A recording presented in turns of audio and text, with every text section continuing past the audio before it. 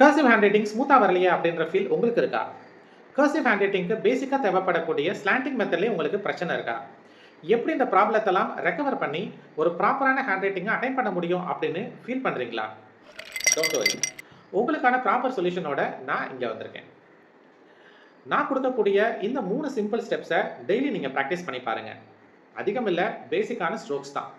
இந்த ஸ்ட்ரோக்ஸை நீங்க ப்ராப்பரா ஃபாலோ பண்ணீங்க அப்படின்னா, உங்களுக்கு ஹேண்ட் ரைட்டிங் ஸ்மூத் ஆகும், உங்க ஹேண்ட் ரைட்டிங் அழகாகும், நீங்க நினைக்கிற ப்ராப்பர் ஹேண்ட் ரைட்டிங்கை உங்களால அட்டைன் பண்ண முடியும். என்னென்ன ஸ்டெப்ஸ் அப்படின்னு பார்க்குறீங்களா? வாங்க பார்க்கலாம். 4 லைன்ஸ் நோட் எடுத்துக்கோங்க.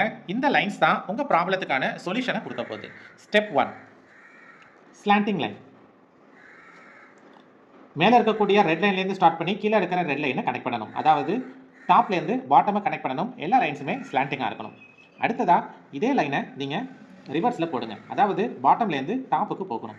ரிமெம்பர், உங்களுடைய லைன்ஸ் எல்லாமே ஸ்லாண்டிங்காகவும் பேரலாகவும் இருந்துச்சு அப்படின்னா மட்டும்தான் உங்களால் ப்ராப்பரான ஹேண்ட் ரைட்டிங்கை அட்டைன் பண்ண முடியும். ஸோ உங்களுடைய லைன்ஸ் எல்லாமே இதே மாதிரி ஒரு ஸ்லாண்டிங் மெத்தடாலஜியில் வருதா அப்படின்னு பார்த்துக்கோங்க. இந்த மாதிரி நீங்கள் எழுதி ப்ராக்டிஸ் பண்ணுறதுனால உங்களுக்கு ஹெச், ஐ, ஜே, கே மாதிரியான லெட்டர்ஸை எழுதும்போது உங்களுக்கான ஸ்லாண்டிங்கை மெயின்டைன் பண்ணுறதுக்கு இது ஈஸியாகவே இருக்கும். ஸ்டெப் 2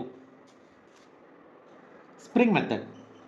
ஸ்ப்ரிங் மெத்தட் பொறுத்த வரைக்கும் இந்த மாதிரி கண்டினியூஸாக நம்ம ஓவல் ஷேப்டு ஸ்ப்ரிங்ஸை 3 லைன்ஸாக கனெக்ட் பண்ணி நீங்கள் போட்டுகிட்டே வர வேண்டியதான். ரிமெம்பர், இது எல்லாமே உங்களுக்கு கிளாக் வைஸில் வரணும். கிளாக் வைஸ் டைரக்ஷன் முடிஞ்சிருச்சு அப்படின்னா அடுத்ததாக ஆன்டி கிளாக் வைஸ்லையும் ட்ரை பண்ணி பாருங்கள். இந்த மாதிரி எழுதுறதுனால லெட்டர்ஸ் ஒன்னோட ஒன்று கனெக்ட் ஆகிறதுக்கும் லெட்டர்ஸை நீங்கள் ஃபாஸ்ட்டாக எழுதுறதுக்கும் இது உங்களுக்கு ரொம்பவே ஹெல்ப்ஃபுல்லாக இருக்கும்.